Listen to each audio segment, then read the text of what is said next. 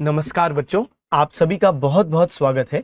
और हमने ये जो सीजीएल एग्ज़ाम के मद्देनज़र जो एक श्रृंखला सीरीज शुरू की है, कम्प्लीटली फ्री क्लासेस देने का जो वादा किया है, उसी सिलसिले में आगे बढ़ते हैं। और आज हम लोग अपनी उस हिस्ट्री की सीरीज़ को आगे बढ़ाते हुए अगले टॉपिक पर जा रहे हैं, जिसका नाम है प्लासी और बक्सर का युद्ध। इससे पहले मैंने 3 क्लासेस में यूरोपीय कंपनियों का आगमन बहुत डिटेल में अच्छे से आपको करवाया है। और आप इसी श्रृंखला को अगर फॉलो करेंगे तो यकीन मानिए बहुत ज़बरदस्त रूप से हिस्ट्री आपका कवर होने वाला है और आप फील भी कर रहे होंगे। मैं आपको क्लास में क्वेश्चंस भी करवाता हूँ, थ्योरी भी मैं आपको दिखा भी रहा हूँ, बाइलिंगुअल स्लाइड्स, और एक्सप्लेन भी कर रहा हूँ। तो कुल मिला के आपका total A to Z solution है ये क्लासेस। चल, तो आज हम लोग पढ़ने वाले हैं प्लासी और बक्सर का युद्ध। जब मैं बोलता हूँ आधुनिक भारत का इतिहास, तब मैं टाइमलाइन क्या लिखता हूँ? मैं बोलता हूँ कि जब मैं मॉडर्न इंडियन हिस्ट्री पर चर्चा कर रहा हूं तो ये 1757 से 1947 की कहानी है। अब 1947 में क्या हुआ? 1947 में ब्रिटिश इंडिया से चले गए, यानी हमको आजादी मिली। और जब ब्रिटिश गए हैं तो ये बात मैंने पहले भी बताई कि भाई कभी ना कभी उनका शासन शुरू भी हुआ होगा। भाई अगर उनका 1947 में शासन खत्म हो रहा है तो कभी शुरू भी हुआ होगा। 1757 में उनका शासन शुरू हुआ था, तो 1757 में ऐसा कुछ तो हुआ होगा इंडिया में जिसकी वजह से ब्रिटिशों का शासन प्रारंभ माना जाता है। There would have been something that happened in 1757 because of which we say that modern Indian history begins from 1757। तो कुछ तो हुआ होगा। तो क्या हुआ था बच्चे, वही टॉपिक आज हम लोग पढ़ रहे हैं, वो है प्लासी का युद्ध। ठीक है, तो बैटल ऑफ प्लासी या प्लासी का युद्ध। सबसे पहली बात सर, ये प्लासी कहां पर है? बंगाल में। तब भी और आज भी, उस समय जो बंगाल प्रांत था प्लासी वहीं, और आज भी जो वेस्ट बंगाल स्टेट है प्लासी वहीं। प्लासी भागीरथी नदी के तट पर स्थित है। एक तो भागीरथी नदी उत्तराखंड वाली भागीरथी नदी है, आपने सुना होगा भागीरथी और अलकनंदा मिलकर मिलते हैं ना, देवप्रयाग पे, और गंगा नदी का निर्माण होता है। एक वो भागीरथी उत्तराखंड की, एक बंगाल की लोकल रिवर है, स्थानीय नदी है जिसका नाम है भागीरथी। उसी के तट पर स्थित है प्लासी का युद्ध मैदान। और यहां पर जो भयंकर लड़ाई होगी और उसका जो परिणाम होगा वो ना सिर्फ उस क्षेत्र के लिए बल्कि आने वाले भारत के 200 वर्षों के इतिहास को डिफाइन करता है। यानी मैं आपको यह बताना चाह रहा हूं कि प्लासी का युद्ध सिर्फ एक कोई इवेंट मात्र नहीं है, बल्कि आगामी 200 वर्षों के लिए भारत की गुलामी का शुरुआत यहां से हम देखते हैं। ठीक है, चले तो अब बिना डिले किए अब हम लोग आगे बढ़ेंगे, प्लासी का युद्ध शुरू कर रहे हैं। सबसे पहली बात, मैं आपको पूरा फैक्चुअल डिटेल्स तो दूंगा ही कि ये कब शुरू हुआ। तो 23 जून 1757 ये है प्लासी के युद्ध की तिथि। किसके बीच हुआ? तो हम लोग पहले बेसिक बात कर लें तो बंगाल के नवाब उस समय के, जिनका नाम था सिराजुद्दौला, और उनके अगेंस्ट में ब्रिटिश, और ब्रिटिश कमांडर कौन थे? Robert Clive. इन दोनों के ही बीच में 23 जून 1757 को जो युद्ध होता है, इसको हम कहते हैं प्लासी का युद्ध। और सबसे पहला अब हमको जो पॉइंट समझना है कि भाई कारण क्या है। कारण, क्योंकि कोई भी युद्ध हो रहा है तो कुछ कारण होंगे। तो रीजंस या causes of 1757 battle of Plassey अब क्या है? सबसे पहला कारण पढ़ने की दिशा में हम लोग आगे बढ़ते हैं, लेकिन उस कारण को समझने के लिए थोड़ा सा पास्ट में जाते हैं। पिछली क्लास में जब मैंने आपको यूरोपीय कंपनियों का आगमन पढ़ाया, तब मैंने आपको बताया कि एक मुगल बादशाह थे 1717 में, जिनका नाम था फर्रुखसियर। और फर्रुखसियर ने ड्यूटी फ्री ट्रेड यानी कर मुक्त व्यापार की अनुमति ब्रिटिशों को दी थी। लेकिन इसका यह मतलब है कि जब भी ब्रिटिश कोई सामान ला रहे हैं इंडिया के अंदर या बाहर ले जा रहे हैं, तो जो बॉर्डर पर मुगल अधिकारी खड़े होंगे, अब वो कोई टैक्स ब्रिटिशों से नहीं लेंगे, क्योंकि मुगल बादशाह ने यह आदेश जारी किया है। जैसे उदाहरण के लिए, अगर 100 रुपए का सामान चाइना से खरीद के ला रही है ब्रिटिश कंपनी, तो बॉर्डर पर 10 रुपए का टैक्स जो दूसरे लोगों को देना पड़ेगा, वो ब्रिटिशों को नहीं देना पड़ेगा। लेकिन अब आप खुद सोचो कि भाई कैसे पता चलेगा कि कौन ब्रिटिश है और कौन नहीं। जैसे मान लीजिए पुर्तगाली व्यक्ति भी तो हो सकता है, कोई डच व्यक्ति भी तो हो सकता है ना। एक सेकेंड, थोड़ा सा मुझे जुकाम है। हाँ, तो कोई पुर्तगाली व्यक्ति भी हो सकता है, कोई डच भी हो सकता है, कोई फ्रेंच भी हो सकता है कि नहीं। वो भी बॉर्डर पर कह सकते हैं कि हमको भी करमुक्त व्यापार की अनुमति मिली है। तो ऐसी स्थिति में फर्रुखसियर ने दस्तक इशू किए थे। क्या इशू किए थे बेटा? दस्तक। तो दस्तक क्या होते हैं? ट्रेडिंग पास, है ना। ये किसको दिए जाएंगे? ब्रिटिशों को, ताकि ब्रिटिश बॉर्डर पर ये ट्रेडिंग पास दस्तक दिखा सकें और बिना ड्यूटी पे किए वो इंडिया के अंदर सामान ले पाए, या फिर इंडिया के बाहर सामान ले जा पाए बिना ड्यूटी पे किए। मैं फिर से अपनी बात समझाने का प्रयत्न करता हूं। भाई आप खुद सोचो, आज अगर आपको ट्रैफिक पुलिस वाला रोक लेता है, ऐसी स्थिति में आपको ड्राइविंग आप करने के लिए एलिजिबल हो कि नहीं, अगर वो जानना चाहता है तो आप क्या दिखा के सिद्ध करोगे कि आप एलिजिबल हो? आप दिखाओगे क्या? Driving licence. ड्राइविंग लाइसेंस आपके पास है, इसका मतलब है आप 18 साल के ऊपर हो और आपने ड्राइविंग टेस्ट वगैरह दिया है, यानी आप एलिजिबल हो। तो आपने इस ड्राइविंग लाइसेंस को एक पास की तरह इस्तेमाल किया, आपने ड्राइविंग लाइसेंस दिखाया और ट्रैफिक पुलिस वाला अब आपको जाने देगा। मैं आपको यही बताना चाह रहा हूं कि भाई दस्तक भी एक पास है, जिसके पास ये पास होगा इसका मतलब है कि उसको करमुक्त व्यापार की अनुमति मिली है। ये पास देना इसलिए जरूरी है क्योंकि अन्यथा तो सब लोग बॉर्डर पर कहेंगे कि हमको भी करमुक्त व्यापार की अनुमति मिली है। भाई आप नहीं देखते हो क्या, टोल इंडिया में जो टोल होते हैं ना, जब आप कभी एक शहर से दूसरे शहर जा रहे हो, रास्ते पे टोल होते हैं, कई बार वहां पे लोग करते हैं आर्ग्यूमेंट टोल कर्मचारियों से कि हम टोल नहीं देंगे, हम प्रेस से हैं, हम स्टाफ से हैं। कई कई बार बात होती है, कौन से स्टाफ से हो? तो बताते हैं कि अरे हम तो वो अपना रेलवे अरे तो रेलवे स्टाफ में हो तो यहाँ पे सड़क पे चल रहे हो, यहाँ पे थोड़ी ना आपको अनुमति बिना टोल पे किए चलने की। लेकिन बोलते हैं लोग कि प्रेस से हैं, और टोल वाले दो झापड़ जब उसे मारते तब वो बताते हैं हाँ हमारा प्रेस का काम है, प्रेस करते हैं हम कपड़ों को। और बताइए, तो कुल मिला के बातें ऐसी हैं। ऐसी स्थिति में कई लोग बॉर्डर पर कहेंगे कि भाई हमको भी करमुक्त व्यापार की अनुमति मिली है, इसलिए दस्तक इशू किए गए कि भाई ऐसे हर किसी को ड्यूटी फ्री ट्रेड नहीं है, सिर्फ ब्रिटिशों को है। और ब्रिटिश कैसे सिद्ध करेंगे कि उनको अनुमति है? तो बॉर्डर पर वो दिखाएंगे दस्तक, सिंपल। इससे सिद्ध होगा कि भाई इनके पास है। जो दूसरे यूरोपीय हैं उनके पास दस्तक है नहीं, उनको ड्यूटी पे करनी पड़ेगी। जो भारतीय व्यापारी हैं उनके पास भी दस्तक नहीं, उनको भी ये ड्यूटी, ये टैक्स पे करना पड़ेगा बॉर्डर पे। अब ये तो हमको बात समझ में आ गई, ये फारूक सियर के समय की बात थी। लेकिन अब हम लोग काफी आगे आ गए हैं। सिराज उद दौला जो बंगाल के नवाब हैं, ये 1756 में नवाब बनेंगे। युद्ध अगले साल होगा 1757 में, लेकिन अभी मान लेते हैं कि ये नवाब है। अब इनके टाइम पे क्या हो रहा था समझिएगा। जैसे ये है सिराज, ठीक है, ये बंगाल के नवाब हैं। अब इनके टाइम पे कहानी ये थी कि जो ब्रिटिश कंपनी के कर्मचारी थे वो कंपनी के नाम पर अपनी निजी व्यापार चलाने लगे। इसका ये मतलब है कि जैसे मान लो ये चाइना है, ठीक है, ये हमारा हो गया इंडिया, ये हो गया चाइना। एकदम रफ डायग्राम, सर रफी लग रहा है वो, बिल्कुल बहुत बढ़िया। आओ, अब जैसे मान लो तुम कंपनी के कर्मचारी हो और कंपनी ने तुम्हें बोला कि जाओ 100 रुपए का सामान चाइना से खरीद के लाओ। तुम गए चाइना, तुमने 100 रुपए का सामान कंपनी का खरीदा। कितने का खरीदा? 100 रुपए का सामान कंपनी का खरीदा।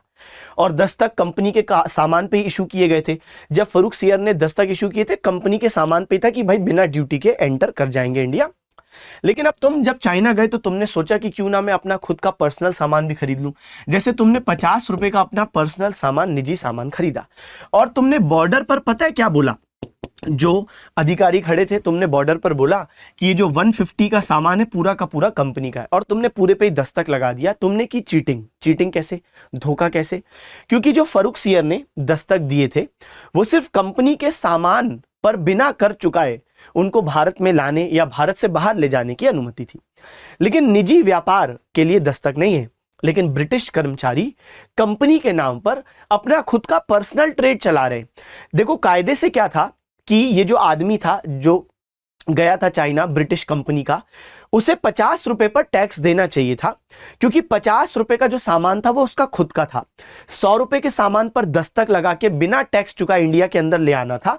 लेकिन जो 50 रुपए का सामान है उस पर उसको ड्यूटी चुकानी थी। लेकिन उसने अपने 50 रुपए के सामान पर ड्यूटी बचाने के लिए पूरे सामान को, अपने सामान को भी कंपनी के सामान में डाल के, पूरा 150 का सामान कंपनी के नाम पर बता के बिना टैक्स चुकाए इंडिया के अंदर 150 का सामान ले आया। और यह बात बंगाल के नवाब सिराज को पता चल गई कि ऐसा हो रहा है।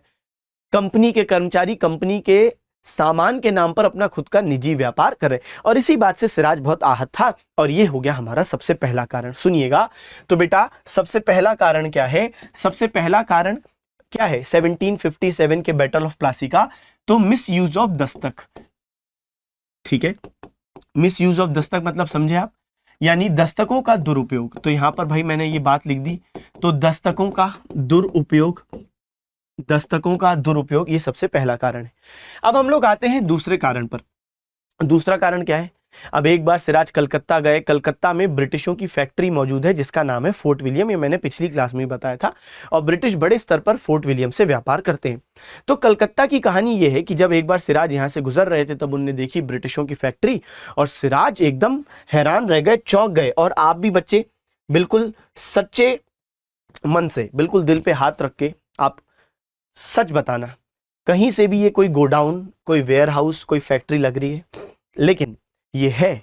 तो कुल मिला के जब सिराज ने देखा इसे, सिराज बोले हमने गोडाउन बनाने की अनुमति दी थी ब्रिटिशों को, ये तो इन्होंने किला बना दिया, ये तो फोर्ट बना दिया। और तब सिराज गुस्से में अपने सैनिकों से बोले ये क्या बना दिया है?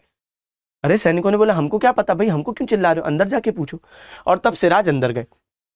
अब जब सिराज अंदर गए तो यहां पर ब्रिटिशों ने उनको आश्वस्त किया, अश्योरेंस दिया कि सिराज जी गुस्सा मत होइए, ये जो हमने गोडाउन को किले का रूप दिया है वो इसलिए दिया है, बड़ी बड़ी दीवारें इसलिए खड़ी कर दी हैं क्योंकि बंगाल में बहुत सारे अन्य यूरोपीय लोग भी व्यापार करते हैं और कभी भी हमारी फैक्ट्री पर अटैक कर सकते हैं, इसलिए हमने ऊंची ऊंची दीवारें उठा दी ताकि हमारा सामान और हमारे लोग सुरक्षित अंदर रहें।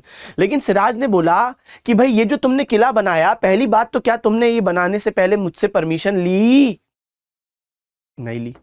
दूसरी बात, इस किले का इस्तेमाल तो तुम मेरे खिलाफ भी कभी कर सकते हो। भाई ये तो किला तो डिफेंस पर्पस में कभी भी इस्तेमाल में लाया जा सकता है, हो सकता है कभी सिराज के खिलाफ, सिराज की सेना के खिलाफ यूज हो। तो कुल मिला के सिराज को इस बात की नाराजगी है कि आपने गोडाउन के नाम पर इतना बड़ा फोर्ट यानी किला बना दिया और वो भी बिना सिराज की अनुमति के। तो ये हो गया हमारा दूसरा कारण। सबसे पहला कारण समझ गए थे आप, मिस यूज ऑफ दस्तक, आर्थिक नुकसान हो रहा था, है ना, तो कंपनी के कर्मचारी कंपनी के नाम पर अपना निजी व्यापार कर रहे थे। दूसरा हमने क्या बोला, फोर्ट विलियम की किलेबंदी। क्या है? फोर्ट विलियम की किलेबंदी यानी फोर्टिफिकेशन ऑफ फोर्ट विलियम। ठीक है, बहुत बढ़िया। आइए आगे बढ़े, अगली चीज देखें क्या है, बताइए सर। बेटा अगली चीज ये कि जब सिराज इस किले से, इनके फोर्ट विलियम से बाहर निकल रहे थे तब उनने देखा कि यहां पर तो भारी भारी बंदूकों की तैनाती की गई है, यहां भारी भारी बंदूकों की तैनाती की गई है। अब सिराज और गुस्से में आए कि अरे बाप रे, ये क्या तरीका है। सिराज ने फिर ब्रिटिशों से सवाल उठाया कि आप क्या करना चाह रहे हो, ये भारी बंदूकें। और सिराज का जो गुस्सा है वो जायज भी है। आज भी इंडिया में अगर आपको गन रखनी है, कोई हथियार रखना है, तो आपको पहले सरकार से लाइसेंस लेना पड़ेगा। तो यहां पर ये गन रख रहे हैं, भारी बंदूकें रख रहे हैं, तो सिराज का गुस्सा जायज है कि भाई मैं बंगाल का नवाब हूं, एटलीस्ट मुझसे पूछो तो।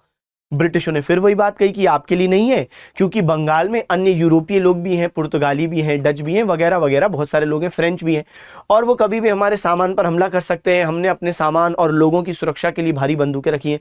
लेकिन सिराज ने बोला क्या तुमने मुझसे पूछा? ब्रिटिश ने कहा ना, पूछा तो ना भाई तुझसे। तो ऐसी स्थिति में सिराज का गुस्सा बढ़ता जा रहा है। ठीक है, तो हमने देख लिया भाई। तो हमने बोला सबसे पहले मिस यूज ऑफ दस्तक, दस्तकों का दुरुपयोग हो रहा था। फिर हमने बोला फोर्ट विलियम की बिना सिराज की अनुमति के किलेबंदी। फिर भारी बंदूकों को तैनात करना। ठीक है, तो भारी बंदूकों को तैनात करना, deploying heavy guns on fort William without permission of Siraj. सही बात है। चलिए और बात करते हैं। अब क्या हुआ कि सिराज के दरबार में एक व्यक्ति था कृष्ण वल्लभ, और ये जो कृष्ण वल्लभ नाम का व्यक्ति था, एक बार इसने सिराज के दरबार में वित्तीय धोखाधड़ी की। क्या की? वित्तीय धोखाधड़ी। कृष्ण वल्लभ यानी फाइनेंशियल फ्रॉड। और तब ये सिराज के पकड़ में आ गया था, तो सिराज ने इसको सजा के रूप में दरबार से निकाल दिया, बोला दिखना मत। तो कुल मिला के कृष्ण वल्लभ सिराज के दरबार में काम करते थे, लेकिन वित्तीय धोखाधड़ी, फाइनेंशियल फ्रॉड की वजह से इनको निकाल दिया गया। अब ब्रिटिशों ने इनको शरण दी, शेल्टर दिया कि अरे कोई बात नहीं, हमारे पास आ जाओ। ऑब्वियस सी बात है सिराज को बुरा लगेगा, क्योंकि सिराज के द्वारा निकाले गए व्यक्ति को अगर कोई और शरण देगा तो जाहिर सी बात है भाई, नेचुरल बात है, सिराज को बुरा लगेगा। तो ये एक और कारण बन गया, है कि नहीं। नेक्स्ट कारण, अब मैं आपको एक ऐसा नाम बताने वाला हूं जो आपको जीवन भर याद रहने वाला है। ठीक है, आपको ये जीवन के अंतिम सांस तक नाम याद रहेगा, आपको उसके लिए कोई प्रयास नहीं करना है, अपने आप नाम याद रहेगा। सिराज की एक मौसी थी और उन मौसी का नाम था घसीटी बेगम। क्या सर? घसीटी बेगम, ये सिराज की मौसी। सर ये कैसा नाम है? सर क्या ये कहीं पर भी आती थी तो इनको चार लोग घसीटते हुए लाते थे? नहीं, असल कारण ये है कि भाई देखो, जब बच्चे छोटे होते हैं ना, छोटे, तो माँ बाप को कई बार छोटे बच्चे बहुत परेशान करते हैं, बिना बात के रो रहे हैं, कहीं माता पिता बाहर गए हैं तो वहां पर भी परेशान कर रहे हैं, रो रहे हैं, आसपास के लोगों को भी परेशान कर रहे हैं, सामान गिरा दे रहे हैं, खाना नहीं खा रहे। ऐसी स्थिति में कई बार माँ बाप गुस्से में एक ऐसा नाम रख देते हैं जिससे उस बच्चे का करियर तबाह हो जाए। यही वो नाम है घसीटी बेगम। अब आप सोचो, स्कूल में बेचारी जाती होंगी, टीचर बोलती होंगी क्या नाम है आपका, ये जवाब देती होंगी घसीटी। कितना बुरा लगा। तो माँ बाप ने बदला ले लिया। अब ये है सिराज की मौसी। और सिराज 1756 में बने हैं नवाब। सुनिएगा, सिराज कब नवाब बने हैं? 1756। और 1756 में जिस साल नवाब बने हैं सिराज, उसी साल घसीटी बेगम सिराज को कहती हैं कि अब आप हट जाइए, अब हम बनेंगे अगले नवाब। सिराज ने बोला अभी तो मैं बना हूं। मौसी ने बोला मुझे उस बात से कोई मतलब नहीं, मैं आपसे बड़ी हूं, मैं बनूंगी हेड। सिराज ने बोला देखो मौसी, ऐसा है, मौसी हो घर पे हो, नवाब तो हम ही रहेंगे, और ये कभी बात दोबारा आज के बाद कर मत लेना। कुल मिला के घसीटी बेगम नवाब बनना चाह रही, हेड बनना चाह रही, और सिराज ने मना कर दिया। इतने में ब्रिटिश कूद पड़े और ब्रिटिश कहते नहीं नहीं नहीं, बनना तो मौसी जी को ही चाहिए, वी लव यू मौसी जी। और ऐसी स्थिति में ब्रिटिशों ने घसीटी बेगम का नवाब के पद पर समर्थन किया। और ऑब्वियस सी बात है, इससे सिराज को बहुत गुस्सा आया कि भाई मैं जानूं, मेरे घर का मामला है, तुम लोग क्यों बीच में उछल रहे हो। लेकिन ब्रिटिशों ने घसीटी बेगम को समर्थन दिया कि आपको ही बनना चाहिए नवाब, हम तो बचपन से ही आपकी आंखों में टैलेंट देख लिए थे। ये सिराज तो पगला है। असल में ब्रिटिशों को सिराज पसंद नहीं था, और वो चाह रहे थे कि घसीटी बेगम के रूप में कोई कठपुतली उनके जो इशारों पे नाचे, ऐसा कोई व्यक्ति नवाब बन जाए, इसलिए वो घसीटी बेगम का समर्थन कर रहे थे। तो लेकिन अब सिराज ने सोच लिया भाई पानी चला गया सर के ऊपर, अब तो बहुत हो गया। क्यों? क्योंकि एक तो आर्थिक नुकसान ब्रिटिश कर रहे हैं। कैसे? क्योंकि कंपनी के कर्मचारी, ब्रिटिश कंपनी के कर्मचारी, एक तो कंपनी के सामान पर भी नहीं चुका रहे हैं कर, चलो वो तो अलाउड था, फर्रुख सियर ने अलाउ किया था, लेकिन अपने खुद के निजी व्यापार पर भी कोई कर नहीं चुका रहे हैं। दूसरी बात, किलेबंदी कर दी गई फोर्ट विलियम की बिना सिराज की अनुमति के। भारी बंदूक तैनात कर दिए गए फोर्ट विलियम पर बिना सिराज की अनुमति के। कृष्ण वल्लभ को संरक्षण दिया, शेल्टर दिया, शरण दी ब्रिटिशों ने, और साथ साथ घसीटी बेगम का नवाब के पद पर समर्थन। इन कारणों की वजह से अब सिराज ने सोच लिया कि पानी चला गया सर के ऊपर, अब होगा हमला। तो अब कहानी यह है कि अब सिराज की जो राजधानी है पहले वो समझते हैं। तो हमने बोल दिया भाई ये हो गया हमारा इंडिया का रफ मैप, ये ज़्यादा रफ हो गया थोड़ा, ठीक है, इसको भी हम लोग थोड़ा सही कर लेते हैं। वाह सर वाह। तो बेटा नहीं, अलग से क्लासेस जो मैं समझ रहा हूँ मैप और ड्राइंग की, तुम लोग चाह रहे होगे कि सर मिल जाए, नहीं मिलेंगी, है ना। मैप और राइटिंग ये बिल्कुल वर्षों से हासिल की गई तपस्या का रूप है भाई ये, तो इसलिए ये चीज़ें आपको नहीं मिलने वाली है ना। बाकी जो क्लास है, कंटेंट है बाइलिंगुअल, वो सारा मिलेगा, पीवाईक्यू मिलेंगे, लेकिन मैं ड्राइंग और राइटिंग नहीं सिखाने वाला हूँ। चलिए आइए, तो अब हम लोग कहाँ पे हैं? हम लोग बात कर रहे हैं बंगाल की। बंगाल में सिराजुद्दौला का जो कैपिटल है वो है मुर्शिदाबाद, आज भी वेस्ट बंगाल में है। तो एम फॉर मुर्शिदाबाद। और सिराज पूरे बंगाल के नवाब हैं और उनका कैपिटल क्या है? मुर्शिदाबाद। मीनवाइल बंगाल में ही एक सिटी है जिसका नाम है कलकत्ता, जो ब्रिटिशों का गढ़ है। कलकत्ता भी सिराज के ही एरिया के अंदर आता है, बंगाल साम्राज्य का हिस्सा है ना भाई। तो कुल मिला के बंगाल का जो राज्य है उसका ही हिस्सा है ना कलकत्ता। कलकत्ता में फोर्ट विलियम है जो ब्रिटिशों की फैक्ट्री है, लेकिन आता तो वो भी सिराज के अंतर्गत है। तो अब सिराज ने गुस्से में ठान लिया है कि अब हमला करना है। तो सिराज 1756 में 1756 में अपनी सेना लेकर निकले। मैं गलत नहीं बोल रहा हूं, मुझे मालूम है आप सोच रहे हो सर 1757 होगा, नहीं, अभी प्लासी के युद्ध में समय है, पहले जो मैं बता रहा हूं वो सुनो। 1756 में सिराज मुर्शिदाबाद से निकले और उनको किसी ने बताया कि कलकत्ता जाने से पहले ब्रिटिशों की एक और फैक्ट्री है, जो इतनी इंपॉर्टेंट फैक्ट्री नहीं लेकिन एक और गोडाउन है, और वो गोडाउन कहां पर है? कासिम बाजार। तो हमको पहले इस पे हमला करनी है। सिराज ने बोला नेकी और पूछ पूछ, भाई मैं तो ब्रिटिशों से खफा हूं, जो बीच में ब्रिटिशों का कोई भी गढ़ आएगा हमला करो। और तब हम देखते हैं कि कासिम बाजार जो कि ब्रिटिशों की एक फैक्ट्री थी, ये एक जगह का नाम है कासिम बाजार। जैसे कलकत्ता में गोडाउन है वैसे कासिम बाजार में भी इनका गोडाउन था, और ये कासिम बाजार भी आज बंगाल में ही, तब भी बंगाल में था, आज भी बंगाल में है। तो सिराज ने अपनी सेना के साथ सबसे पहले इस पर अटैक किया। उसके बाद सिराज ने हमला किया किस पर? कलकत्ता पर। अब कलकत्ता पर ये जो हमला हुआ है अचानक हुआ है, तो कई सारे ब्रिटिश भाग नहीं पाए, कई सारे ब्रिटिश यहां फंस गए, कुछ ब्रिटिश भागने में सफल भी रहे। अच्छा, जो ब्रिटिश भागने में सफल रहे तो उनका नेतृत्व कौन कर रहा था? असल में फोर्ट विलियम का जो हेड था, ब्रिटिश हेड, उसका नाम था रॉजर ड्रेक। क्या नाम था? यहां पर मैं नाम लिख दे रहा हूं। अभी मैं पूरी चीज, बेटा जो भी मैंने चीज अभी तक आपको पढ़ाई है, कारण तक, अभी मैंने आपको कारण बताया युद्ध के, और फिर अभी कासिम बाजार पे हमला, और अब कलकत्ता पे हमला, ये सारी चीज अभी मैं आपको थ्योरी में A to Z सब रीड करवाने वाला हूं, एक एक पॉइंट, तो बिल्कुल सुनना है, एंजॉय करना है लेक्चर, कुछ लिखना मत। तो अब रॉजर ड्रेक जो ब्रिटिश अधिकारी था फोर्ट विलियम का, वो कुछ महिलाओं और बच्चों को लेकर यहां पर फुल्टा नाम का एक आइलैंड है, तो वहां पर वो छिप गया। फुल्टा नाम का एक द्वीप है, आइलैंड है, वहां पर छिप गया बंगाल की खाड़ी में, बे ऑफ बंगाल में। और उसने मदद मांगी मद्रास से। आप सब जानते हो मद्रास भी ब्रिटिशों का एक गढ़ है, उनकी यहाँ पे एक फैक्ट्री है जिसका नाम है फोर्ट सेंट जॉर्ज। मैंने अपनी पिछली क्लासेस में आपको इसके बारे में बताया था कि मद्रास में फ्रांसिस डे नाम के व्यक्ति ने एक फैक्ट्री स्थापित की थी। और ब्रिटिशों के भारत में 3 महत्वपूर्ण गढ़ थे, कलकत्ता, मद्रास और बॉम्बे। अब कलकत्ता तो खत्म हो गया क्योंकि यहां पर तो सिराज ने कर लिया है कब्जा। कुछ लोग रॉजर ड्रेक के नेतृत्व में फुल्टा भागने में सफल हुए और यहां से इनने मदद मांगी मद्रास से।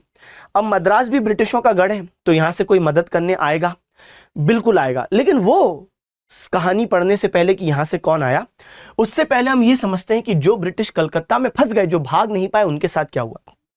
ठीक है, तो भाई कई सारे ब्रिटिश ऐसे थे जो यहां पर फंस गए और वो भाग नहीं पाए। माना जाता है कि ऐसे अंग्रेजों की जो कुल संख्या है वो है 146, तो 146 अंग्रेज थे जो भाग नहीं पाए। मीनवाइल सिराज ने कलकत्ता पर कब्जा कर लिया। सिराज वापस चले गए मुर्शिदाबाद, अपनी राजधानी। सिराज लौट गए और कलकत्ता की जिम्मेदारी किसको दे दी, तो भाई कलकत्ता का इंचार्ज बना दिया माणिक चंद को। किसको, तो यहां पर मैंने लिख दिया माणिक चंद या माणिक चंद्र, ये हैं जो कलकत्ता के इंचार्ज बना दिए गए। तो सिराज ने बोला आप संभालो कलकत्ता, मैं चला मुर्शिदाबाद। लेकिन जाने से पहले सिराज ने कलकत्ता का एक नया नाम रख दिया, नाम चेंज कर दिया। पहले तो इसको कलकत्ता ही बोल रहे थे, लेकिन सिराज ने बेटा इसका नया नाम क्या कर दिया, अलीनगर। अलीनगर। तो हो सकता है कभी ये भी एग्जाम में आ जाए कि किसने कलकत्ता का नाम अलीनगर किया था। हालांकि फिर से इसका नाम कलकत्ता बाद में हो जाएगा, लेकिन किसने किया था, सिराज ने। तो अभी तक की पूरा घटनाक्रम क्या है, कुछ कारण है जिसकी वजह से सिराज ने कासिम बाजार पर हमला किया, उसके बाद कलकत्ता पर हमला किया। कलकत्ता जीतने के बाद सिराज ने उसका नाम अलीनगर रखा, उसके बाद वो वापस मुर्शिदाबाद चले गए। कलकत्ता की जिम्मेदारी अपने एक अधिकारी माणिक चंद को दे दी। माना जाता है माणिक चंद ने 146 अंग्रेजों को एक काल कोठरी, एक छोटे से रूम में कैद कर लिया।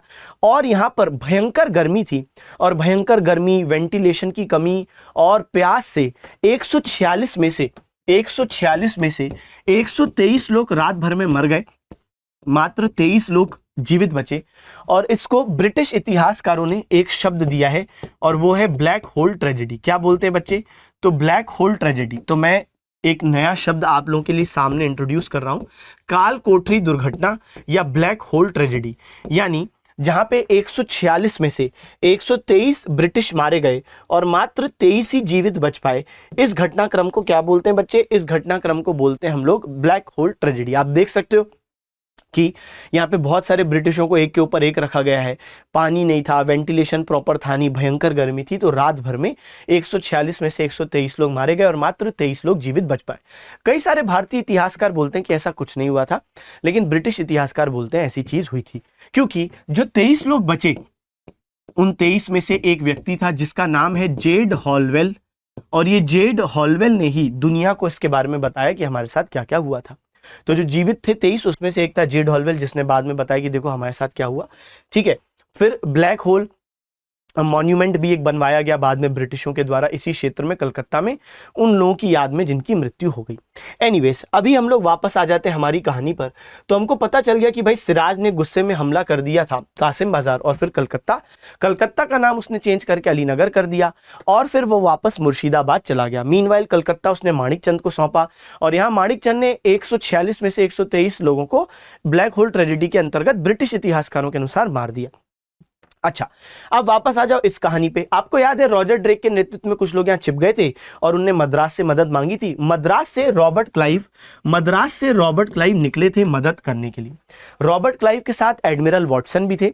एडमिरल वॉटसन नेवी के हेड थे, जबकि जो रॉबर्ट क्लाइव है वो थल सेना, जैसे होता है ना, जैसे आज भी इंडिया में एयरफोर्स है, नेवी है, आर्मी है, वैसे ही यहाँ पे हम देखते हैं कि यहाँ पे रॉबर्ट क्लाइव जो थल सेना, जो लैंड आर्मी होती है, उसके हेड, और एडमिरल वॉटसन थे जो नेवी के हेड थे। कुल मिला के ये लोग यहाँ से निकलते हैं और फुल्टा पहुंचते हैं। फुल्टा में जो ब्रिटिश शरणार्थी हैं, जो रेफ्यूजी हैं, उनकी मदद करते हैं, उनको खाना उपलब्ध करवाते हैं, मेडिसिन देते हैं, कपड़े देते हैं। और अब रॉबर्ट क्लाइव का नेक्स्ट टारगेट क्या है? कलकत्ता। लेकिन रॉबर्ट क्लाइव को मालूम है कि भाई अगर मैं डायरेक्टली कलकत्ता पर हमला करता हूं सेना के साथ, तो ये दिक्कत वाली बात इसलिए हो सकती है क्योंकि फिर पूरे लोग सिराज के एकजुट हो जाएंगे और फिर मुझे दिक्कत हो सकती है, क्योंकि सिराज लोकलाइट है, सिराज भाई लोकल रूलर है, तो उसके सपोर्ट में नेचुरली फिलहाल ज्यादा लोग हैं, जबकि ब्रिटिश तो बाहर से आए हुए लोग हैं। तो रॉबर्ट क्लाइव ने दिमाग क्या लगाया, पहले मैं सिराज के महत्वपूर्ण लोगों को तोड़ता हूं यानी खरीदता हूं। और ऐसी स्थिति में रॉबर्ट क्लाइव ने चालाकी से रिश्वत देना शुरू किया। रॉबर्ट क्लाइव ने जिन मुख्य लोगों को रिश्वत दी है उनके नाम सुनिएगा। सबसे पहले माणिकचंद।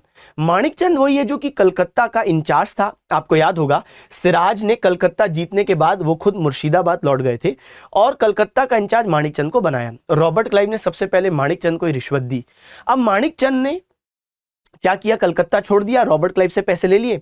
माणिकचंद भागता भागता गया मुर्शिदाबाद और मुर्शिदाबाद में सिराज से कहता है कि रॉबर्ट क्लाइव ने कलकत्ता पर हमला कर दिया, हमला अचानक हुआ था, हम कुछ नहीं कर पाए और मैं जैसे तैसे जान बचा के आया हूं। सिराज हैरान थे कि ऐसा कैसे संभव है, अभी तो हमने कलकत्ता जीता है और इतनी हिम्मत कैसे हो गई ब्रिटिशों की। तो इसने नहीं बताया कि ये बिक चुका है, तो माणिकचंद बिक चुके हैं। अब मैं आपको बताता हूं दूसरा महत्वपूर्ण व्यक्ति जो बिका, घसीटी बेगम। आप जानते हैं सिराज की मौसी बिकने को तैयार, क्योंकि ये तो नवाब बनना ही चाहती थी। तो माणिकचंद बिके और बिकी कौन, घसीटी बेगम। अब तीसरा और इस पूरी कहानी में सबसे ज्यादा महत्वपूर्ण व्यक्ति जो बिका, इससे ज्यादा और कोई महत्वपूर्ण नहीं था, और यह व्यक्ति के बिकने के साथ युद्ध का पूरा रिजल्ट चेंज होने की क्षमता है, और वो व्यक्ति है सिराज का मिलिट्री कमांडर जिसका नाम था मीर जाफर। देखो किसी भी राजा या नवाब के लिए या इनफैक्ट आज राष्ट्रपति या प्रधानमंत्री के लिए जो सबसे महत्वपूर्ण चीज होती है वो होती है सेना। अगर सेना आपके कंट्रोल में है तो आप हेड हो, सेना ही कंट्रोल में नहीं है तो आप कोई हेड नहीं हो। भाई आप सोच के देखो, हम बोलते हैं कि दुनिया का सबसे पावरफुल आदमी डोनाल्ड ट्रंप क्यों है, क्योंकि उसके पास दुनिया की सबसे पावरफुल सेना है। अगर आप डोनाल्ड ट्रंप से वो सेना हटा लो तो डोनाल्ड ट्रंप भी आम व्यक्ति है, कोई भी उसके पास मिलने चला जाए, है कि नहीं, क्या भाई डोनाल्ड भाई एक सेल्फी ले, क्योंकि सेना का ही तो कंट्रोल है, सेना का ही तो दम है, और क्या दम है, कुछ भी नहीं, वरना तो डोनाल्ड ट्रंप आम व्यक्ति। आज इंडिया के सबसे पावरफुल व्यक्ति कौन है, पीएम है, क्यों, सेना का कंट्रोल है। अगर मान लो सेना का कंट्रोल ना हो, सेना हटा दो, तो बेटा कोई भी नरेंद्र मोदी जी से मिल ले ऐसे ही जाके कि अरे आइए नरेंद्र भाई हम फोटो खिंचवाएं, है कि नहीं। तो मैं आपको ये बताना चाह रहा हूं कि भाई सिराज के लिए जो सबसे महत्वपूर्ण व्यक्ति है वो है मीर जाफर, और रॉबर्ट क्लाइव ने इसे भी रिश्वत दी।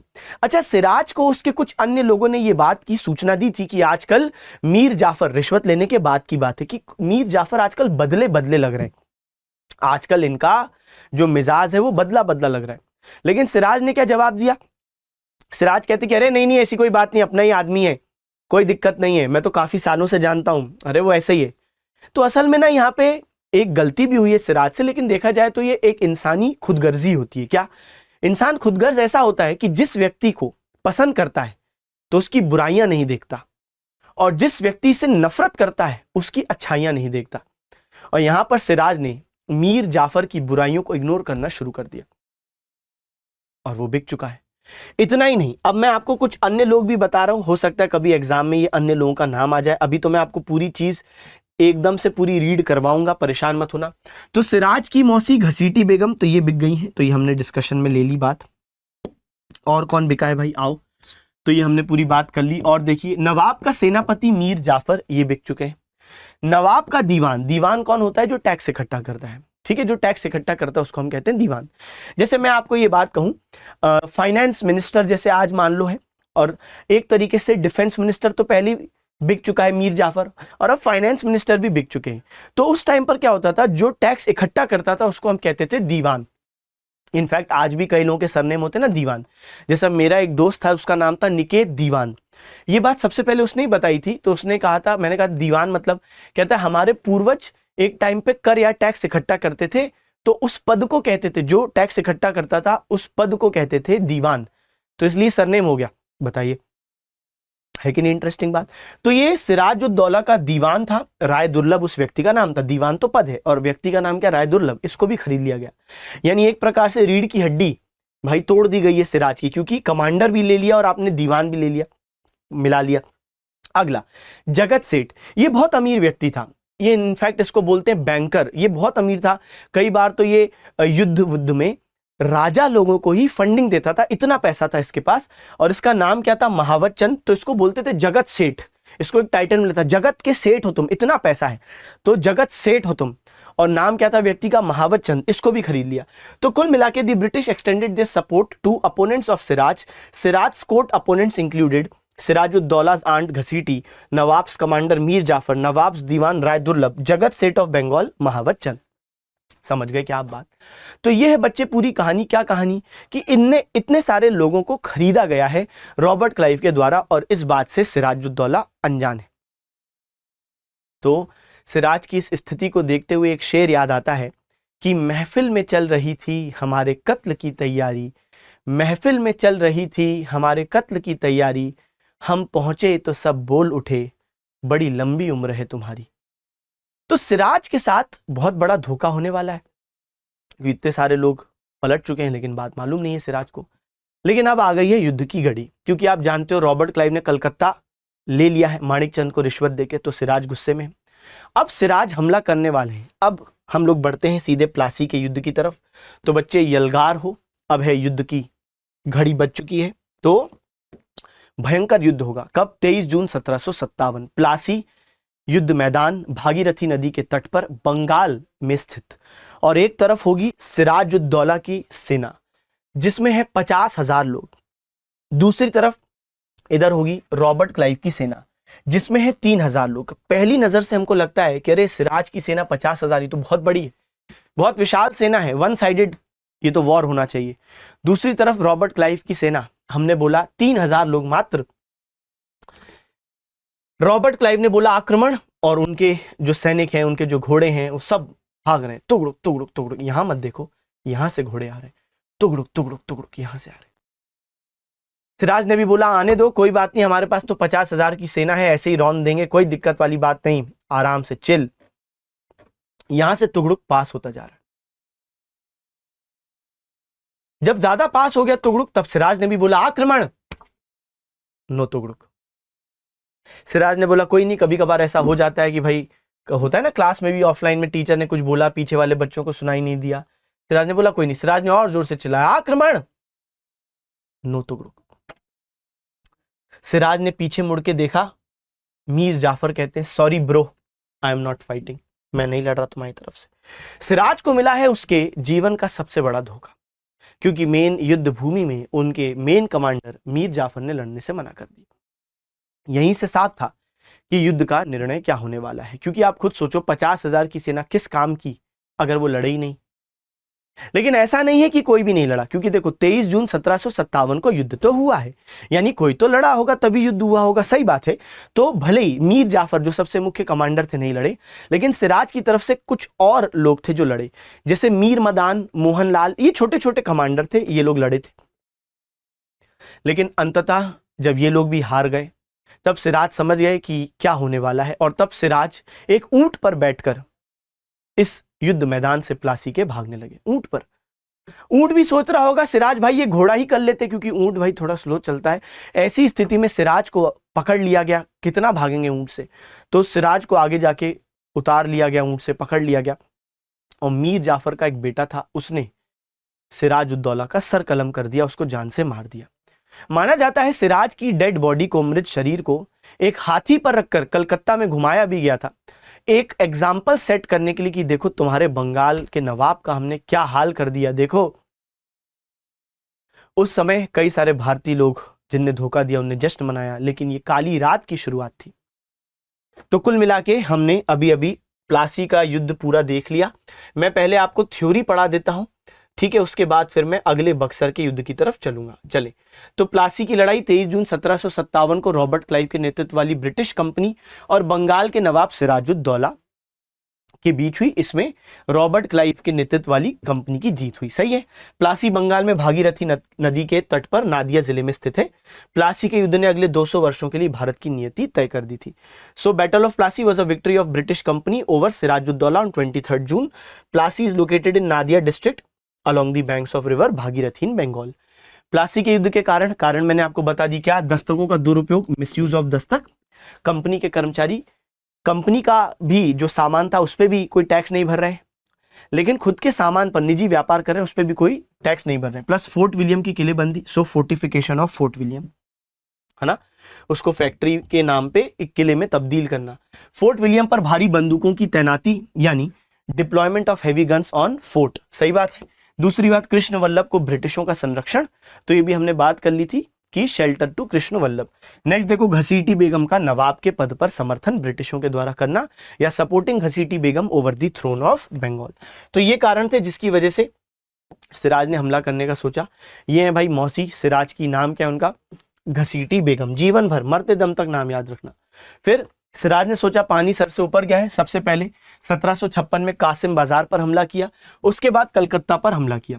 कलकत्ता में रॉजर ड्रेक कुछ महिला बच्चों को लेकर, कुछ अन्य मर्द भी थे, पुरुष भी थे, उनको लेकर कहाँ चला गया, फुल्टा, और यहां से मदद मांगी कहाँ, मद्रास।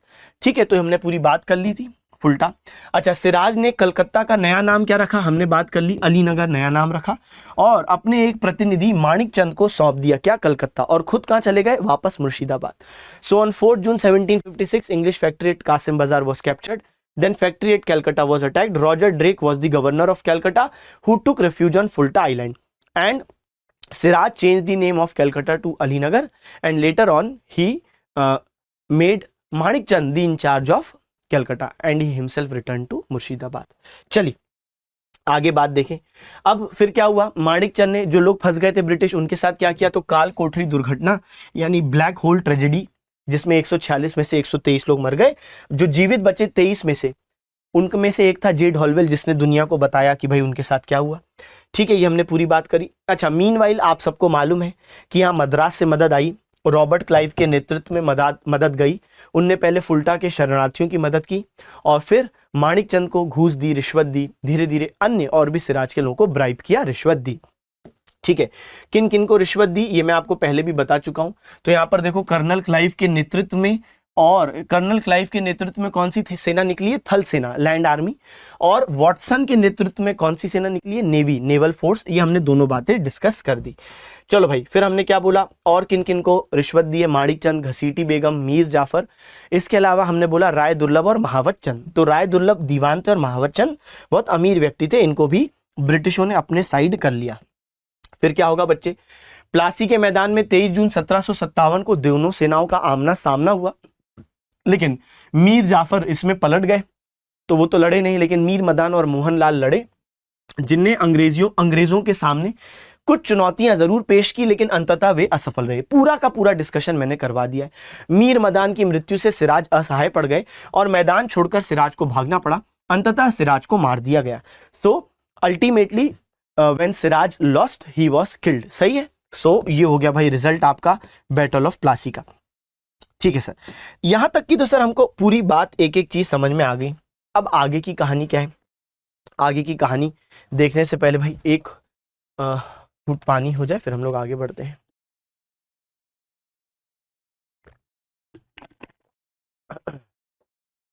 चले, आगे की कहानी क्या है। अब हुआ क्या कि सिराजुद्दौला कब नवाब बने थे बेचारे, 1756 में। कब तक नवाब रह पाए, थोड़ा सा और नीचे लिख देते हैं। 1756 में नवाब बने, कब तक रह पाए, 1757। इनकी डेथ हो गई है। अब ब्रिटिशों को बंगाल पर फिर से कोई चाहिए था। कुछ बच्चों के मन में यहाँ ये भी सवाल आ सकता है कि सर एक बात बताइए कि ब्रिटिशों को अब क्यों कोई और चाहिए बंगाल पर शासन करने के लिए, क्यों नहीं ब्रिटिश डायरेक्टली बंगाल को अपने कब्जे में ले लेते। देखो, जब कोई व्यक्ति कहीं नया होता है तो वो थोड़ा हिचकता है, शर्माता है, डरता है। जैसे जब आप लोग पहली बार कभी मान लो कॉलेज गए होगे, तो पहला दिन कॉलेज का या पहली बार कोई कोचिंग में गए हो, तो जो पहला दिन होता है कुछ समय के लिए, कुछ दिनों के लिए व्यक्ति थोड़ा सा सहमता है ना। जैसे 4 से 5 बजे की क्लास है शाम की, तो बच्चा 3:45 बजे पहुंच जा रहा है और क्या बोल रहा है, टीचर मे आई कम इन। टीचर बोल रहा आओ, तब आ रहा है, ठीक है। फिर आराम से बैठ जा रहा है, किसी से हाथ टकरा गया तुरंत कह रहा है अरे सॉरी। ये होता है शुरू शुरू में। लेकिन यही बच्चा जब उसको कुछ दिन बीत जाते हैं, जैसे मान लो 6 महीने हो गए, अब इसको पूरे रूल्स रेगुलेशंस मालूम है, और अब इसका एटीट्यूड देखो, 4 से 5 बजे की क्लास में ये 4:30 पौने 5 पे एंट्री करता है। टीचर से कोई कुछ पूछने की जरूरत नहीं कि आओ नहीं आओ, सीधे घुसे चले आ रहे हैं। टीचर भी कहता है ठीक है भाई बैठ जा। किसी से हाथ टकरा गया तो पहले क्या होता था, सॉरी अब क्या बोलते हैं, अरे आंख दिखाते हो तुम। तो कुल मिला के ऐसी स्थिति में अब पूरा माहौल 6 महीने में बदल गया। पहले और अभी एकदम माहौल डिफरेंट। पहले पूछते थे पानी भर ले सर, वॉशरूम चले जाए सर, और 6 महीने बाद टीचर भी कहता है जा भाई, मैं क्या ही मना करूं। तो ब्रिटिश अभी इंडिया में नए हैं, वो डर रहे हैं, वो सहम रहे हैं, वो युद्ध भले ही जीत गए हैं, लेकिन उनको मालूम है कि भाई अभी भी इंडियन पीपल, लोग तो मौजूद है ना, इंडियंस, और वो हो सकता है ब्रिटिशों के खिलाफ कोई बहुत बड़ा विद्रोह कर दे, और उसको अभी रोक पाना मुश्किल है। इसलिए ब्रिटिश सावधानी से आगे बढ़ रहे हैं, और इसलिए अभी वो चाहते थे कि ऐसा कोई व्यक्ति मिल जाए जो हो बंगाल का लोकल, लेकिन हो कठपुतली हमारी, उससे दोनों काम हो जाएंगे। बंगाल का ही वो व्यक्ति होगा तो लोग भी विरोध नहीं करेंगे लोकल कि उनके बीच में से कोई बनाए, और कठपुतली ब्रिटिशों की होगी तो ब्रिटिशों का भी काम होता रहेगा। जैसे आज मान लो हम लोग पाकिस्तान पर कब्जा कर लें, पाकिस्तान पर अगर हमने कब्जा कर लिया तो ऐसी स्थिति में हमने पाकिस्तानी सेना को भले ही हरा दिया, लेकिन क्या पाकिस्तान के लोग किसी इंडियन का रूल एक्सेप्ट करेंगे? नहीं। तो ऐसी स्थिति में हम क्या करें, हम किसी पाकिस्तान के व्यक्ति को चुने जो हो पाकिस्तान का, ऑब्वियस है, लेकिन वो कठपुतली हो हमारी, जिससे पाकिस्तान वही करे जो हम चाहते हैं, लेकिन वहां के लोग भी विद्रोह ना करें, ये सोचते हुए कि अरे ये तो उनके बीच का कोई व्यक्ति है। तो ब्रिटिश भी यहां पे ऐसे ही कोई कठपुतली ढूंढ रहे थे सिराज के बाद। अभी वो डायरेक्टली रूल करना नहीं चाह रहे, क्योंकि अभी वो नए हैं, उनको डर है। ठीक है, तो कुल मिला के अब वो नया व्यक्ति कौन है, तो सिराज के बाद जब वो ढूंढ रहे थे कि अगला किसको नवाब बनाए, इतने में बेटा मीर जाफर, जो मीर जाफर है वो कहता है मुझे, मीर जाफर कहता है हमें बना दो नवाब। मीर जाफर वही व्यक्ति है जो कि अभी तक सेनापति हुआ करता था, कमांडर हुआ करता था, याद होगा आपको। ये सिराज का कमांडर था, और अब देखो ऐसी स्थिति आ गई है कि बेटा अब यही नवाब बनना चाह रहा है। तो ब्रिटिशों ने इसको साफ बोला कि देखो मीर जाफर, जब हमें तुम्हारी जरूरत थी, जब सिराज को धोखा देना था, तुमने हमसे रिश्वत ली थी, अब तुम्हें बनना है नवाब तो तुम्हें हमें पैसा देना पड़ेगा। मीर जाफर ने बोला ठीक है, कौन सा मुझे अपनी जेब से देना है, कोई दिक्कत नहीं है, इतना सारा तो खजाना पड़ा हुआ है बंगाल में जो नवाबों ने बनाया है, दे देंगे।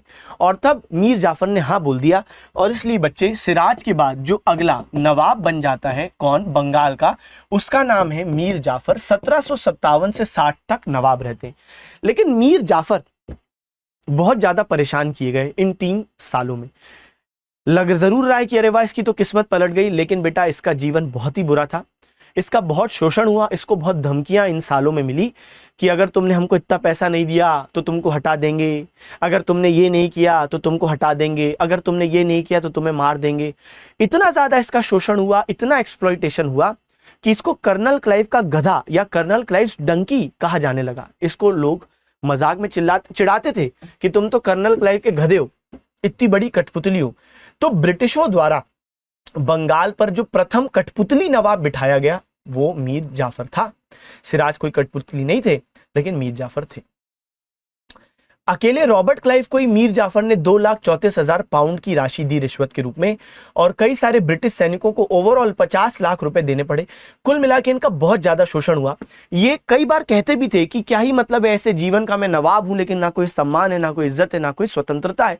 इससे अच्छा तो जब सिराज नवाब थे, जब मैं कमांडर था, तब मेरा जीवन बहुत स्वाभिमान, सेल्फ रिस्पेक्ट से भरा हुआ था। तो ये तो इनका जीवन हो गया। इनको पुराने दिन याद आते थे। ये कहते भी थे मैंने गलत धोखा दे दिया सिराज को। तब ब्रिटिश कहते थे इनसे, हाँ तो तुम्हारा फैसला ही था भाई, हमने कोई जबरदस्ती थोड़ी ना की थी, तुम ही रिश्वत के लिए तड़पे जा रहे थे तो तुमने रिश्वत ली और धोखा दिया। तब इनने स्वीकारा कि हाँ इनसे गलती हुई है। इनने कहा हाँ भैया मेरे मुंह से निकल गई, मेरी जबान फिसल गई, मैं तो मर ही जाऊं। ऐसी स्थिति में मीर जाफर जब आए दिन ब्रिटिशों से किसी ना किसी बात पे संघर्ष करने लगे, कह रहे नहीं मैं नहीं करूंगा, ये कितना शोषण करोगे मेरा, नहीं दूंगा मैं पैसा। तब एक दिन ब्रिटिशों ने गुस्से में आके इनको हटाने का फैसला किया कि बस अब ये कठपुतली बहुत ज्यादा बहस कर रहा है, बहुत ज्यादा हर चीज में ऑब्स्ट्रक्शन, अवरुद्ध उत्पन्न कर रहा है, और इसलिए अब इसको हटा ही देते हैं। धमकी तो दे रहे थे, अब इसको हटा ही देते। इनका भी शौक खत्म हो गया था नवाब बनने का, क्योंकि नवाब के रूप में बहुत शोषण सहा, कोई इज्जत थी नहीं। ऐसी स्थिति में अब ब्रिटिश कोई अगला व्यक्ति ढूंढने लगे जो मीर जाफर के बाद अगला नवाब बने। तो मीर जाफर का ही दामाद जिनका नाम था मीर कासिम, तो ये कहते हैं कि भाई ढूंढने की किसी को क्या जरूरत है, मैं हूं ना। तो आपने वो गाना सुना होगा, किसका है ये तुमको इंतजार, मैं हूं ना। तो मीर कासिम है वो व्यक्ति जो अपने ही ससुर जी को धोखा दे रहे हैं। दामाद जी अंगना में पधारे। और दामाद जी 1760 में बन जाते हैं अगले नवाब। लेकिन मीर कासिम जो मीर जाफर के ही दामाद हैं, इनने अपने ही ससुर जी को धोखा दिया, नवाब बन गए। लेकिन अभी तक जितने भी नवाब आए उनमें ये सबसे होशियार है, सबसे स्मार्ट है। ऐसा क्यों? मीर कासिम को यह बात मालूम थी कि जिस तरीके से मीर जाफर ने पद पैसे की लालच में सिराज को धोखा दिया, और जिस तरीके से मैं खुद दामाद होते हुए भी अपने ही ससुर जी को पद और पैसे की लालच में धोखा दे रहा हूं, तो आज नहीं तो कल जब ब्रिटिशों का मुझसे भी मन भर जाएगा तो कोई ना कोई वो होगा जिससे ब्रिटिश साठगांठ करेंगे, टाई अप करेंगे, षड्यंत्र बनाएंगे और मुझे हटा देंगे। ये स्मार्ट था, इसको मालूम था, क्योंकि इसने सब कुछ अपनी आंखों के सामने देखा है। इनफैक्ट इसने तो खुद ही अपने ससुर जी को धोखा दिया भी है, तो ये सारी बात इसके सामने ही चल रही, इसको मालूम है। इसलिए नवाब बनने के बाद इसने बैक टू बैक ऐसी कई सारी चीजें की जिससे भविष्य में जब लड़ाई हो ब्रिटिशों की और इसकी, तो ये बहुत स्ट्रांग पोजीशन में रहे। उसके लिए इसने देखो क्या किया। सबसे पहले बेटा इसने अपना कैपिटल शिफ्ट कर दिया। आप सब बच्चे इस बात को अच्छे से जानते हैं, बहुत अच्छी तरह समझते हैं कि बंगाल की अभी तक राजधानी क्या है? मुर्शिदाबाद, आप जानते हैं। और आप ये भी जानते हैं, तो बंगाल की राजधानी क्या है बच्चे? मुर्शिदाबाद। और आप ये भी जानते हैं कि ब्रिटिशों का गढ़ क्या है? कलकत्ता। तो मीर कासिम को मालूम है कि आज नहीं तो कल ब्रिटिश कोई ना कोई बंगाल के ही जो इसके क्लोज लोग होंगे उनसे साठगांठ करेंगे और बना देंगे उसको अगला नवाब। तो इसने क्या सोचा, क्यों ना मैं अपने क्लोज लोगों को, अपने सारे लोगों को दूर ले जाऊं ब्रिटिशों से। ऐसी स्थिति में मीर कासिम ने सबसे पहले अपना कैपिटल मुर्शिदाबाद से शिफ्ट करके क्या बना दिया बेटा? मुंगेर। तो मुंगेर कहां पर है? मुंगेर आज बिहार में है। अच्छा, मैंने आपको अपनी क्लास में ये बात पहले भी बताई थी, सुनिए। आज का बिहार, आज का उड़ीसा, आज का झारखंड, आज का पश्चिम बंगाल, आज का बांग्लादेश, आज के असम के कई सारे हिस्से, ये सब मिला के बनता था उस समय का बंगाल प्रांत। बंगाल प्रांत बहुत बड़ा था और आज के इतने सारे स्टेट्स उसके ही पार्ट थे। तो जिसको आज हम बिहार बोल रहे हैं, तो पहले बिहार नहीं था, पहले बिहार बंगाल का ही पार्ट था। तो आज मुंगेर नाम की जगह बिहार में है, लेकिन उस समय तो बंगाल में थी। तो इसने अपना कैपिटल मुर्शिदाबाद से कहां शिफ्ट कर दिया? मुंगेर शिफ्ट कर दिया। क्यों? ताकि अपने सारे लोगों को ब्रिटिशों के प्रभाव से दूर ले जा पाए, ताकि ब्रिटिशों को कभी कोई वो व्यक्ति मिले ही ना जो कि साठगांठ कर सके ब्रिटिश जिसके साथ, और मीर कासिम को हटा दे। तो इसने सबसे पहली चीज क्या की बेटा? दिमाग में रखना, क्योंकि ये अगले युद्ध के कारण है। कैपिटल शिफ्ट किया सबसे पहला। दूसरा क्या किया? इसने मुंगेर में जो इसका नया कैपिटल है, नई राजधानी है, यहां पर एक गन बनाने की फैक्ट्री स्थापित की। गन बनाने की फैक्ट्री स्थापित की। इनफैक्ट एक व्यक्ति था, अर्मेनिया जो देश है ना, अर्मेनिया, वहां से इसने एक व्यक्ति को बुलाया। उस व्यक्ति का नाम था गुरगिन खान। क्या नाम था बेटा? गुरगिन खान। तो यहां पर मैं लिखता हूं, तो गुरगिन खान, तो बेटा ये गुरगिन खान नाम का एक व्यक्ति है। और गुरगिन खान की गन बनाने की गुरगिन खान को बुलाया गया कि तुम ट्रेन करो हमारे सोल्जर्स को कि कैसे गन बेहतरीन तरीके से चला सकते हैं। तो गन बनाने की फैक्ट्री मुंगेर में स्थापित की और गुरगिन खान नाम के विदेशी व्यक्ति को यहां पर बुलाया ट्रेनिंग के लिए। साथ साथ इनने अपनी सेना को यूरोपीय तर्ज पर ट्रेन करना भी शुरू किया। अब देखो, इन सब चीजों को ब्रिटिश भी तो देख रहे हैं कि भाई ये कैपिटल शिफ्ट कर रहा है, ये गन बनाने की फैक्ट्री स्थापित कर रहा है और ये अपनी सेना को यूरोपीय तर्ज पर ट्रेन कर रहे हैं। तो ब्रिटिश समझ गए कि ये मीर कासिम यानी दामाद जी बहुत ही खराब व्यक्ति है ब्रिटिशों के लिए। क्यों? तो ब्रिटिशों को लगा कि तुमसे अच्छे तो तुम्हारे ससुर जी थे, क्योंकि सुनो ससुर जी, अब जिद छोड़ो, मान मेरी बात कि भाई ये कम से कम ब्रिटिशों से लड़ाई करने के लिए ये सब चीजें तो नहीं कर रहे थे।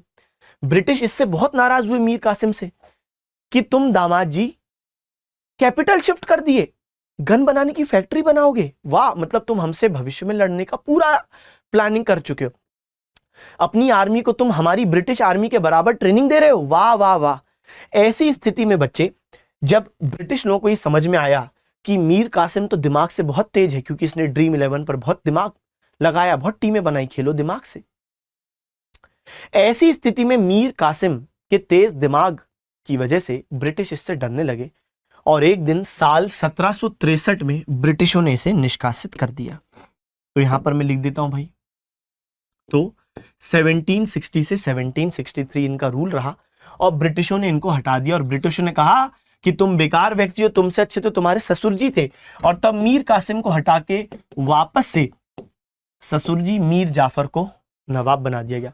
अच्छा, मीर जाफर की नवाब बनने की बिल्कुल भी अब इच्छा नहीं थी, क्योंकि वो तो नवाब बन के देख चुके हैं। लेकिन तब ब्रिटिशों ने जबरदस्ती तलवार निकाली, इनने बोला हम बनेंगे नवाब। हमने कभी मना किया? हम तो ऐसे ही बोल रहे थे हम बनेंगे नवाब। और तब बेटा मीर जाफर यानी ससुर जी इज बैक, ससुर जी को बना दिया जाता है नवाब। तो देखिए 1763 में ससुर जी वापस बन गए हैं नवाब। ये 1765 तक नवाब रहते हैं। तो कुल मिला के मीर कासिम जो अभी तक नवाब थे, दामाद जी उनको हटा दिया गया। लेकिन ये कोई ऐसे व्यक्ति नहीं है जो कि हटने के बाद स्वीकार कर लेंगे इतनी बेइज्जती आसानी से नहीं। मीर कासिम को जब 1763 में नवाब के पद से हटाया गया, तब मीर कासिम अपने दोस्तों के पास जाकर एक त्रिगुट बनाए, एक अलायंस बनाए। अभी त्रिगुट या एक अलायंस जो बनाए हैं ये कौन सा है, पहले पूरी कहानी सुन लो, फिर हम लोग तेजी से थ्योरी देखेंगे। तो बंगाल के अभी तक नवाब थे कौन, मीर कासिम। अब तो इनको हटा दिया गया। जब इनको नवाब के पद से हटा दिया गया तो ये अपने दोस्त अवध के पास गए। उस समय जो अवध का रूलर था उसका नाम था शुजा-उद-दौला, और शुजा-उद-दौला के पास गए हैं कौन, मीर कासिम। और मीर कासिम ने शुजा-उद-दौला को बोला कैसा दोस्त है तू मेरा, ब्रिटिशों ने अभी मुझे लात मार के निकाल दिया और तुझे शर्म नहीं आती, तू यहाँ पर बैठ के खा रहा है, जीवन एंजॉय कर रहा है। तब ऐसी स्थिति में शुजा-उद-दौला ने भी पहनी चप्पल, बोला नहीं मैं तुम्हारे साथ हूं। तो मीर कासिम और शुजा-उद-दौला की एक टीम बन चुकी है। तो ये है मीर कासिम, ये है शुजा-उद-दौला, इन लोगों की बन चुकी है एक टीम। तो मीर कासिम और शुजा-उद-दौला ये दोनों गए दिल्ली। दिल्ली में मुगल बादशाह मौजूद थे। मुगल बादशाह का नाम क्या है जो इस समय है, शाह आलम सेकंड। और शाह आलम सेकंड से इन्होंने बोला कि तू मर जाएगा इस तरीके से ही एक दिन। ये भी डर गया कि भाई क्या बात हो गई, आराम से बैठा हुआ था। इसको और चने के झाड़ पे चढ़ाया कि तुझे शर्म नहीं आती कि तेरे पूर्वज अकबर, शाहजहां ने क्या क्या नहीं किया, और देख एक तू कैसे मर जाएगा एक दिन इसी तरीके से आम जीवन बिता बिता के। शाह आलम का भी बिल्कुल खून खौल उठा कि नहीं मुझे भी अपने पुराने अच्छे दिन चाहिए। इनने भी लुंगी पहनी। अब मीर कासिम, शुजा-उद-दौला और शाह आलम द्वितीय ये तीनों एक दूसरे का हाथ पकड़ के एक त्रिगुट बनाते हुए लड़ने जा रहे हैं ब्रिटिशों के खिलाफ। यह जो युद्ध होगा, यह युद्ध होने वाला है 22 अक्टूबर 1764 को, और इस युद्ध को हम लोग जानते हैं बक्सर का युद्ध नाम से। किस नाम से? बैटल ऑफ बक्सर या बक्सर का युद्ध। इन तीनों ने हाथ पकड़ा हुआ है कि एकता में ही शक्ति है, एकता में ही शक्ति है। और बक्सर के युद्ध में ये त्रिगुट यानी ट्रिपल अलायंस, जिसमें मीर कासिम, शुजा-उद-दौला और शाह आलम द्वितीय हैं, ये लड़ाई किससे करते हैं बेटा? ब्रिटिशों से। लेकिन इस समय जो ब्रिटिश कमांडर है वो कौन है? Hector Munro. अगर मैं आपको रिवाइज करवाऊं बेटा, तो जब हमने प्लासी का युद्ध पढ़ा था, तो प्लासी का युद्ध 23 जून 1757, और वहां ब्रिटिश कमांडर थे रॉबर्ट क्लाइव और बंगाल के नवाब थे सिराज। अब जो अगला युद्ध हो रहा है वहां पे ब्रिटिश कमांडर है हेक्टर मुनरो, और हेक्टर मुनरो ने इन तीनों की जो सेना है, मीर कासिम, शुजा-उद-दौला और शाह आलम सेकंड, इनको बुरी तरीके से बक्सर में पराजित किया। बक्सर किधर है? बक्सर भी आज बिहार में है। आज तो मुंगेर भी बिहार में, बक्सर भी बिहार में, लेकिन बक्सर उस समय बंगाल में था, क्योंकि उस टाइम तो बिहार था ही नहीं, बिहार तो बंगाल में ही था। तो बच्चे यहां पर एक बार फिर हार हुई है। लेकिन इस बार जो हार हुई है तो ब्रिटिशों ने सिद्ध किया है कि जो पिछली वाली जो ब्रिटिशों की जीत हुई है, सॉरी इस बार ब्रिटिशों की जीत हुई है ना, मैं गलत तो नहीं बोल गया कुछ? चलो, कुल मिला के प्लासी में भी ब्रिटिशों की जीत हुई है और बक्सर में भी ब्रिटिशों की जीत हुई है। लेकिन ब्रिटिशों ने इस बार की जीत में यह सिद्ध कर दिया कि जो उनकी प्लासी वाली जीत थी वो कोई तुक्का नहीं था, वो कोई गलती से होने वाली जीत नहीं थी। क्योंकि पहली जो जीत थी ना प्लासी के युद्ध की, तो उसमें बहुत सारे लोग ब्रिटिशों पर आरोप लगाए कि तुमने छल से जीत हासिल की है, असली में तुम उतने केपेबल यानी उतनी काबिलियत तुम में नहीं थी। लेकिन इस युद्ध में जब उनने 3 भारतीय सेनाओं को एक साथ पराजित किया, यहां पे उन्होंने सिद्ध कर दिया कि उनकी प्लासी की जीत भी कोई तुक्के वाली जीत नहीं थी। और उनकी अब जीत जो हुई है वो सिद्ध करती है कि सच में इनके पास जो अस्त्र शस्त्र, जो रणनीति है, जो लीडरशिप है, वो सब बेहतरीन है भारतीयों के सामने, और इसलिए भारतीय लोग हार रहे। सही है? तो यहां पे ब्रिटिशों की जीत हो जाती है। चलें भाई, तो एक बार हम लोग तेजी से पढ़ते हैं बक्सर का युद्ध, थ्योरी देख लेते हैं। चलिए भाई, तो प्लासी के युद्ध के बाद, प्लासी का युद्ध पढ़ लिया था हमने। प्लासी के युद्ध के बाद कंपनी ने मीर जाफर को बंगाल का नया नवाब बनाया, जो कि अंग्रेजों के द्वारा बंगाल में बनाया गया प्रथम नवाब है। So after this war, after Plassey's war, company made Mir Jafar the new nawab of Bengal. He was the first nawab made by the British in Bengal। तो ब्रिटिशों द्वारा, कभी एग्जाम में आए, ब्रिटिशों द्वारा पहला नवाब जो बंगाल में बनाया गया, तो सही जवाब क्या है? मीर जाफर, सही है। सिराज ब्रिटिशों ने थोड़ी ना बनाए थे भाई, सिराज तो अपनी काबिलियत पे आए थे। फिर क्या हुआ, प्लासी के युद्ध के उपरांत कंपनी ने मीर जाफर को बंगाल का नया नवाब बनाया, अंग्रेजों द्वारा बंगाल में बनाया गया प्रथम नवाब था। अंग्रेजों ने मीर जाफर का बहुत शोषण, एक्सप्लॉइटेशन किया, मैंने बताया, इसलिए इसे कर्नल क्लाइव का गधा, तो मीर जाफर को कर्नल क्लाइव का डंकी कहा जाता है। ठीक है भाई, अब देखो एक क्वेश्चन है आप लोगों के लिए, शानदार वाला क्वेश्चन क्या है, आइए, निम्नलिखित में से किसे स्वर्ग से उत्पन्न सेना नायक कहा गया। अब यहां तक की कहानी, अभी मैं बक्सर आपको छुरी में दिखाऊंगा, लेकिन प्लासी के युद्ध के बाद भाई रॉबर्ट क्लाइव का नाम एकदम बहुत ही ज्यादा चमक गया था ब्रिटेन में। तो ब्रिटेन के जो लोग थे, जो अधिकारी थे, उनने रॉबर्ट क्लाइव को एक टाइटल दिया, स्वर्ग से उत्पन्न सेना नायक, हेवन बॉर्न जनरल। ऐसा क्यों? क्योंकि रॉबर्ट क्लाइव के शुरुआती मिलिट्री कैंपेन्स में वो जहां पे भी जा रहे हैं जीत के आ रहे हैं, इसलिए उनको कहा गया कि अरे आप तो स्वर्ग से उत्पन्न हो। ये भारतीयों ने नहीं कहा, ये ब्रिटिश अधिकारी, ब्रिटिश जनता ने उनको कहा कि भाई वाह, तुम्हें जहां भेजते हैं तुम जीत के आते हो। तो रॉबर्ट क्लाइव को कहा जाता है स्वर्ग से उत्पन्न सेना नायक, ये है रॉबर्ट क्लाइव। तो सुनने में इनके बारे में आपको शुरू में लगेगा कि वाह भाई यार, इनने तो ये सब कर दिया, भले ही छल से किया, भारतीयों का शोषण किया, लेकिन खुद के लिए तो अच्छा किया। लेकिन ऐसा नहीं है बेटा, कर्म बहुत खराब हो गए थे। मैं आपको बताता हूँ, रॉबर्ट क्लाइव ने इंडिया से बहुत पैसा लूटा, बहुत पैसा कमाया। उसके बाद वो गए थे ब्रिटेन वापस, और वहां पर बन गए पॉलिटिशियन, पैसा कमाया, पॉलिटिशियन बन गए, सांसद बन गए। ब्रिटेन के पार्लियामेंट में इनको एंट्री मिली, लेकिन वहां पर कई लोगों ने इन पर गलत तरीके से पैसा कमाने के बहुत केस लगाए, बहुत आरोप प्रत्यारोप, बहुत ज्यादा कोर्ट कचहरी में ये डिप्रेशन में चले गए। क्या आप जानते हो रॉबर्ट क्लाइव ने अपना जीवन अंत कैसे किया? सुसाइड से, आत्महत्या कर ली। तो अब आप सोचो, आत्महत्या कितना ही बड़ा स्टेप होता है, व्यक्ति जब कितना परेशान हो जाता है। तो कहने का मतलब है कि गलत तरीके से हासिल किया गया पैसा जरूरी नहीं है कि जीवन में खुशी दे। सोचो कितना परेशान हो गए होंगे कि इनको ये कदम उठाना पड़ा। चलो भाई, प्लासी में ब्रिटिश विजय का मुख्य कारण क्या था? What was the main reason for British victory in Plassey? क्या बड़ी सेना थी ब्रिटिशों के पास? नहीं, सेना तो छोटी थी, 3000 की, 50,000 की तो सिराज के पास ही थी। मजबूत नौसैनिक समर्थन था, ये ठीक है, लेकिन प्लासी का युद्ध तो जमीन पे हुआ था, तो ये कोई बहुत बड़ा पॉइंट नहीं। मुख्य कारण पूछ रहे, मीर जाफर द्वारा विश्वासघात, हाँ तो ये सबसे बड़ा कारण है, ठीक है, क्योंकि राजा नवाब के लिए सबसे महत्वपूर्ण कमांडर ही होता है, वही पलट जाएगा तो भाई खत्म है बात, ठीक है। बाकी भी बात ठीक है, उनके पास स्ट्रॉन्ग नेवल सपोर्ट था, बेहतरीन हथियार थे ब्रिटिशों के पास, लेकिन सबसे मेन कारण क्योंकि आपसे पूछा है, तो यहाँ पे सही जवाब क्या हो जाएगा? Betrayal by Mir Jafar. चलो भाई, प्लासी के युद्ध के दौरान ब्रिटिश सेना में कितने सैनिक थे? 3000, तो ये अभी हमने डिस्कशन किया था। सिराज के पास 50,000 थी। प्लासी के युद्ध के दौरान मुगल सम्राट कौन था? अब एक ये नया क्वेश्चन है, ये अभी आपसे नहीं बनेगा, तो बेटा देखो, फर्रुखसियर 1717 में मुगल सम्राट थे, लेकिन प्लासी का युद्ध होता है 1757 में, और उस टाइम बंगाल के नवाब तो आप जानते हो सिराज, जो इस युद्ध में हार जाएंगे, मारे जाएंगे, लेकिन उस टाइम पे मुगल सम्राट कौन था? 1757 में। तो सही जवाब है बच्चे आलमगीर द्वितीय।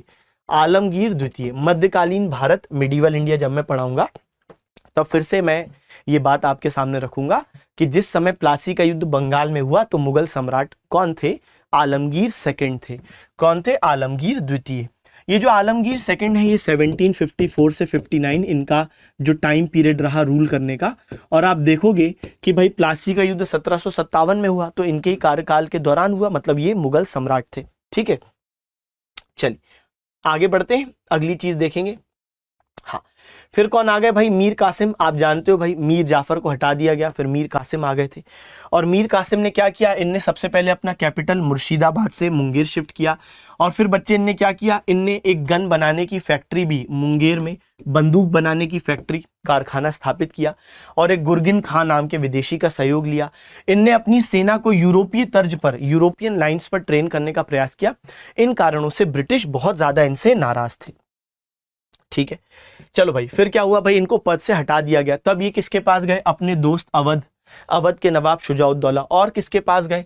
मुगल सम्राट शाह आलम द्वितीय, और इन त्रिगुट ने मिलकर बक्सर का युद्ध लड़ा ब्रिटिशों के खिलाफ 22 अक्टूबर 1764 को, जिसमें हेक्टर मुनरो के नेतृत्व में ब्रिटिशों ने त्रिगुट को पराजित कर दिया। So after removal from the post of nawab, Mir Kasim approach Shujauddaula, nawab of Awadh, and together with Mughal Emperor Shah Alam II, they formed a triple alliance and attacked British. But on 22nd October 1764, the Battle of Buxar, which was fought, the triple alliance got defeated and British under the leadership of Hector Munro won. तो British की जीत हो गई। तो ये पूरी बात मैंने समझा दी है चलो भाई, अब एक इंपॉर्टेंट क्वेश्चन आपके लिए क्या है, बक्सर की लड़ाई के समय बंगाल का नवाब कौन था? ठीक है बेटा, बक्सर की लड़ाई के समय बंगाल का नवाब कौन है? अब देखो ये समझना, आप सबको मालूम है कि भाई सबसे पहले सिराज 1756 से 57, कोई रटने वाली बात नहीं है।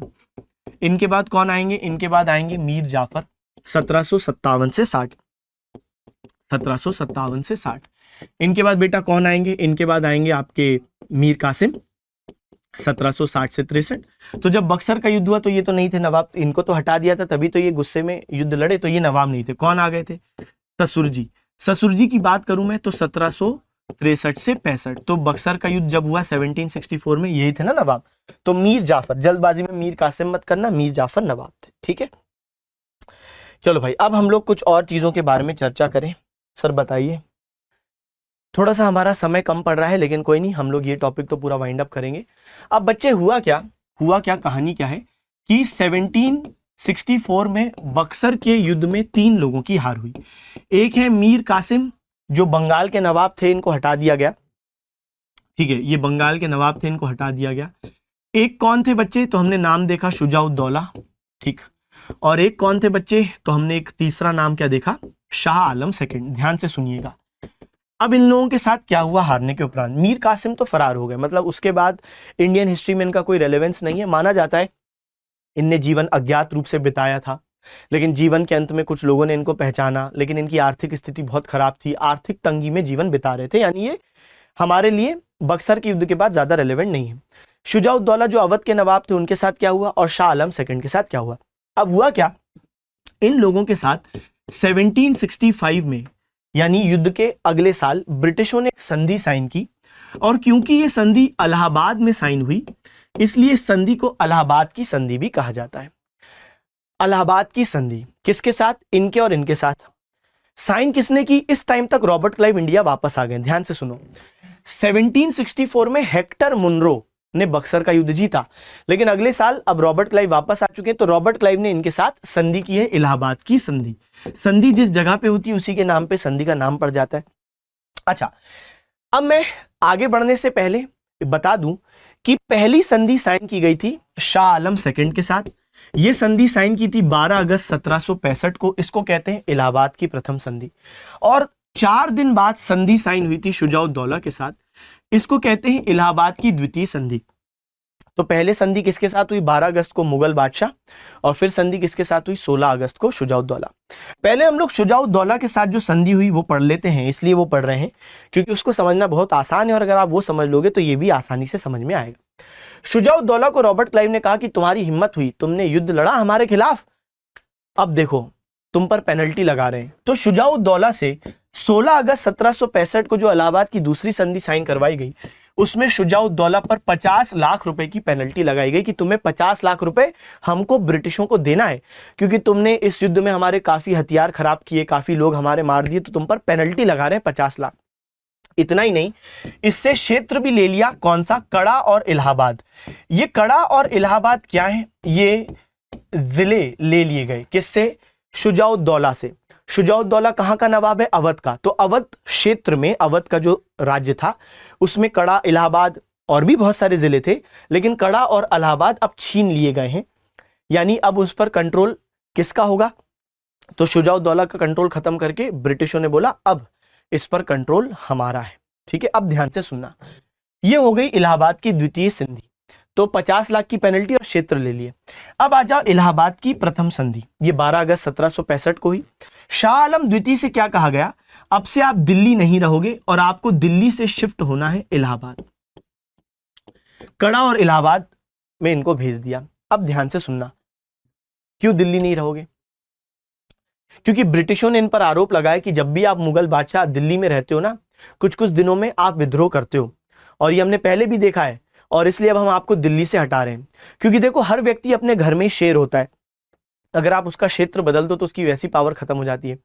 लालू प्रसाद यादव क्या केरल से इलेक्शन जीत सकते हैं? जीत सकते हैं, लेकिन बहुत मुश्किल है। क्यों? क्योंकि भाई केरल में भाषा अलग है, और बहुत साल लग गए किसी भी नेता को किसी क्षेत्र में अपना नाम करने में कि लोग वोट डालें। कोई भी नेता की बात कर लो, अच्छा बुरे की बात नहीं है, और अगर आप उसका क्षेत्र बदल दोगे, कोई भी नेता उठा लो, क्षेत्र बदल दो, तो बहुत मुश्किल होगी जीतने में, है कि नहीं? तो यहां पर लोगों का सपोर्ट दिल्ली में था, दिल्ली के लोग जानते थे मुगल बादशाह को, इसलिए मुगल बादशाह के कहने पर कभी भी ये हमला कर सकते हैं। लेकिन अब जब ब्रिटिशों ने इनका क्षेत्र इलाहाबाद कर दिया, नई जगह में बेटा इनको ऑब्वियस सी बात है ज्यादा पब्लिक सपोर्ट है नहीं क्योंकि नया क्षेत्र है, इसलिए इनको इलाहाबाद भेज दिया। अब ध्यान से इसलिए भी सुनना है, ये इलाहाबाद और कड़ा शुजाउद्दौला के कंट्रोल से हटाकर अब उन पर कंट्रोल किसको दे दिया गया है? मुगल बादशाह शाह आलम सेकंड, इनको दिल्ली से हटा दिया गया। लेकिन तब मुगल बादशाह बहुत ज्यादा रोना गाना इनने किया कि आप मुझे दिल्ली से हटा रहे हो, नए क्षेत्र में भेज रहे हो, पुराने क्षेत्र में दिल्ली में तो लोग मुझे टैक्स देते हैं, तो वहां पे लोग मुझे मानते हैं, जो टैक्स इकट्ठा करता हूं उससे हमारा जीवन यापन होता है, हम जीवन बिताते हैं। लेकिन नए क्षेत्र में क्या होगा? कुछ भी नहीं होगा, जीवन नहीं चल पाएगा अच्छे से, क्या खाऊंगा पीऊंगा, मेरे साथ इतना सारा बड़ा परिवार है भाई, बहुत सारी महिलाएं हैं, बच्चे हैं, कैसे जिएंगे? तब ब्रिटिशों ने इनको बोला रो मत, आपको 26 लाख रुपए की पेंशन हम देंगे, यानी ब्रिटिश लोग देंगे। अरे बाप रे! अब आप सोच रहे होंगे ब्रिटिश लोग कितने अच्छे, यहां शुजाउद्दौला से 50 लाख ले लिए, इससे पेनल्टी इससे ले लिए, और यहां पर ब्रिटिश अपनी तरफ से 26 लाख रुपए दे रहे हैं शाह आलम सेकंड को। सर ये तो बहुत बड़ी बात है। बड़ी बात नहीं है, ब्रिटिश पागल नहीं है, ब्रिटिश कोई अपनी जेब से नहीं दे रहे हैं। आपको क्या लग रहा है ब्रिटिश इतनी दूर से, ब्रिटेन से इधर इनको पैसा देने आए क्या अपनी जेब से? नहीं। तो बेटा इनको दिल्ली से हटाकर इलाहाबाद भेज दिया कि अब आप दिल्ली में नहीं रहोगे, ताकि आप बीच बीच में जो विद्रोह करते हो अब ना कर पाओ, नए क्षेत्र में भेज रहे हैं। 26 लाख रुपए पेंशन रखो ताकि जीवन यापन चलता रहे, वो भी मुगल है भाई, उनका जीवन बड़ा शाही चलता है तो जियो, लेकिन तुम बदले में हमको लिख कर दो। अब सुनना कितने चालाक हैं, तुम बदले में शाह आलम सेकंड हमको लिख कर दो कि बंगाल, बिहार, उड़ीसा वाला जो क्षेत्र है, यानी बंगाल प्रांत वाला जो क्षेत्र है, उससे टैक्स इकट्ठा करने का अधिकार तुम अब हमको सौंप रहे हो। इसको कहा गया दीवानी अधिकार। दीवान कौन होता है? दीवान वो होता है जो टैक्स इकट्ठा करता है, और टैक्स इकट्ठा करने के अधिकार को कहते हैं दीवानी। तो दीवान टैक्स इकट्ठा करता है और इस अधिकार को क्या कहते हैं? दीवानी। तो ब्रिटिशों ने दीवानी अधिकार अपने पास रख लिया, यानी अब पूरे बंगाल, बिहार, उड़ीसा से करोड़ों रुपए किसके पास आएंगे? ब्रिटिशों के पास आएंगे, और ब्रिटिश उस करोड़ों रुपए में से 26 लाख रुपए मात्र शाह आलम को देंगे। तो देखो ब्रिटिश बड़े चालाक हैं, अपनी जेब से 26 लाख रुपए नहीं दे रहे। बंगाल, बिहार, उड़ीसा से टैक्स अभी तक कौन इकट्ठा करता था? बंगाल के नवाब लोग।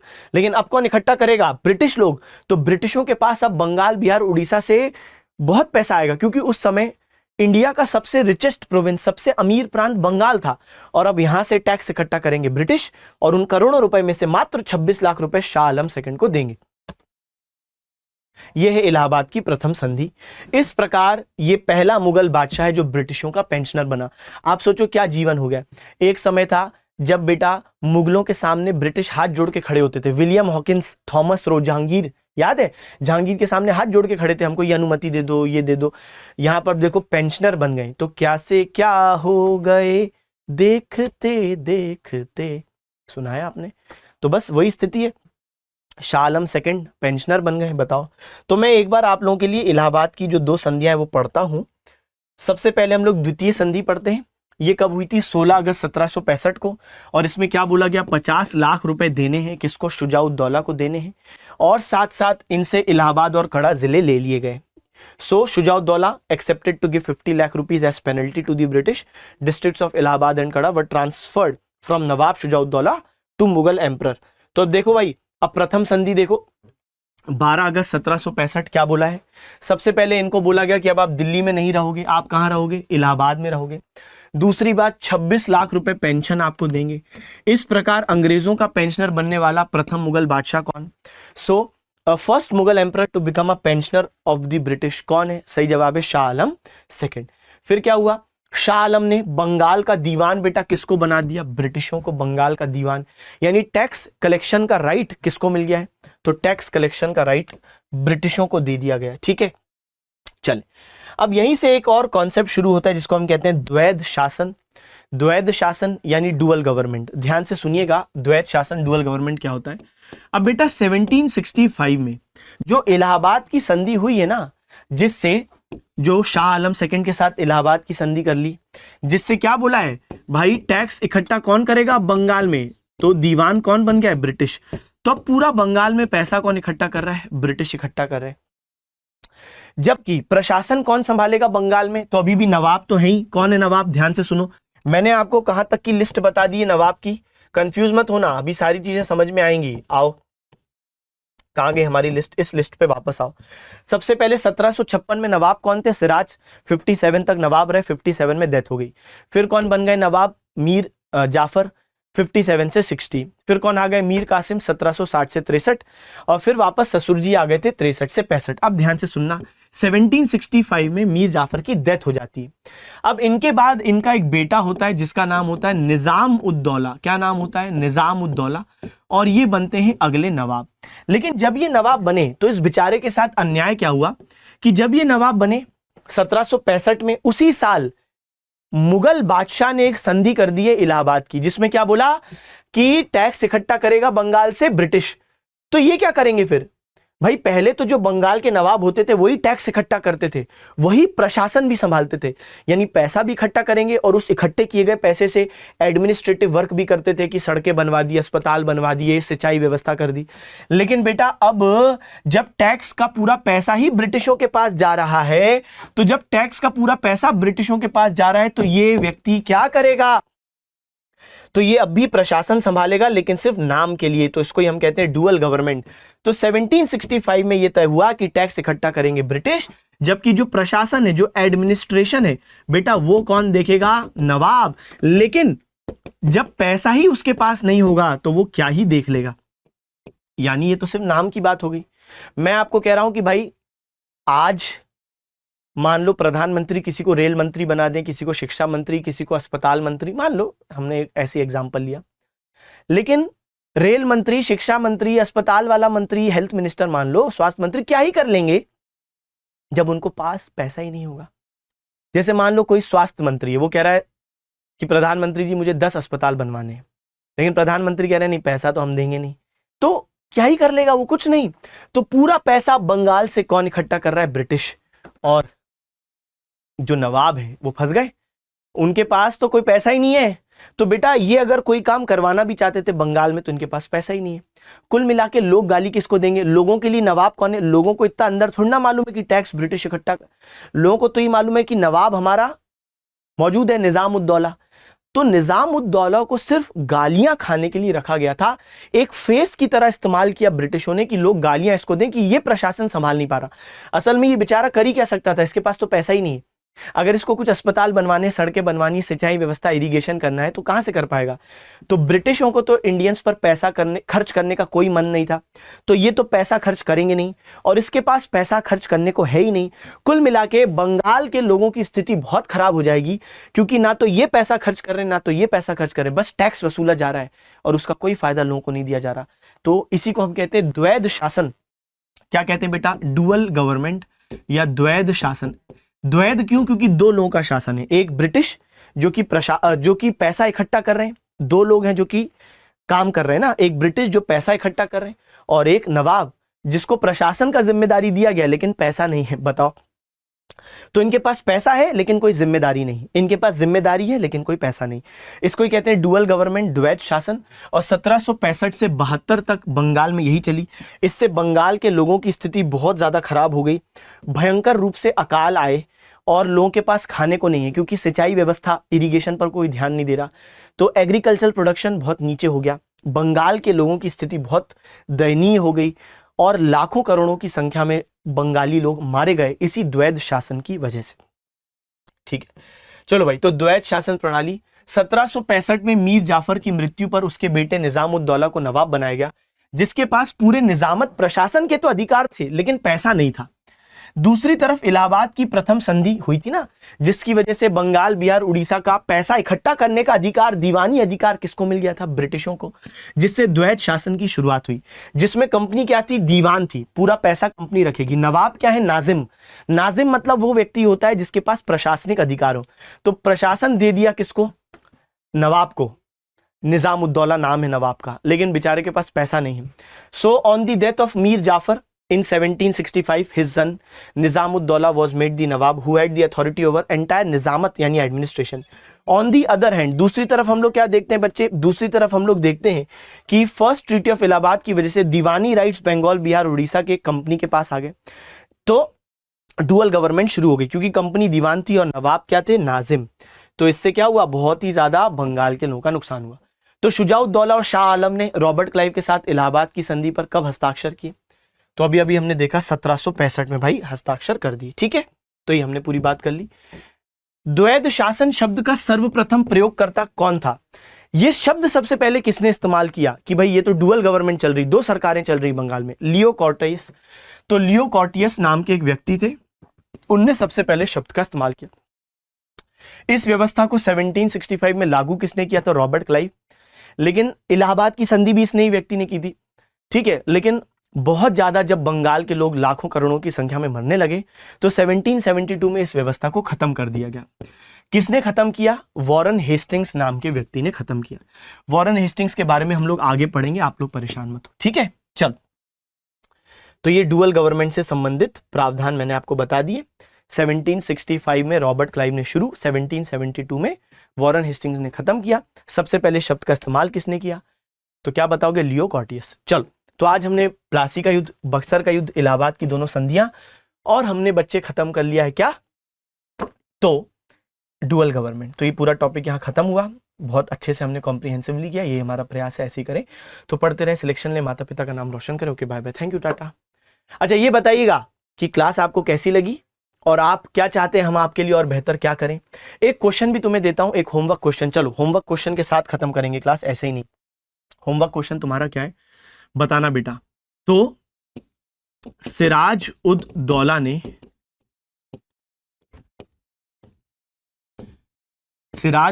ने कलकत्ता का जो नया नाम रखा था, नाम चेंज किया था ना बेटा, तो जो नया नाम था, न्यू नेम था, वो क्या था, तो ये आप लोगों को बताना है. ऑप्शंस आपको दे रहा हूं मैं. Option A Fulta, option B Alinagar, option C Munger, या ऑप्शन डी कोलकाता. तो क्या नया नाम रखा था बच्चे, ये आप कमेंट सेक्शन में जवाब दीजिएगा कि सिराजुद्दौला ने कलकत्ता का नया नाम क्या रखा था. ठीक है, चल, तो खत्म करते हैं. पढ़ते रहें, सिलेक्शन ले, माता पिता का नाम रोशन करें. Okay, bye bye, thank you, tata, see you again.